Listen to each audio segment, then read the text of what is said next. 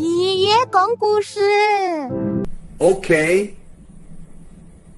爺爺講1975年香港及世界大事。香港的廉政公署將警務處前總警司葛柏引渡回香港。英女王伊麗莎白二世訪港，這是英國在任君主首次。Welcome Her Majesty the Queen。發表講話，給香港送上祝福。訪問街市，作風親民。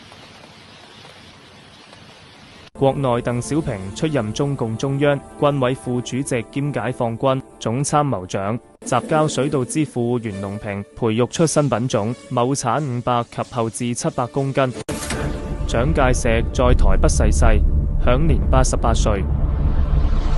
北越和越南南方民族解放陣線部隊攻陷西貢，越戰結束。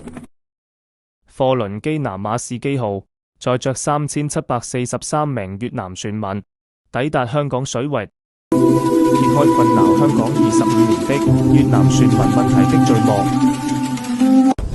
史匹堡執導的電影《大白鯊》共演，全球票房驕人。日本動畫《聰明的一休》港譯機靈小和尚首播。請訂閱、分享、同點讚。Thank you very much.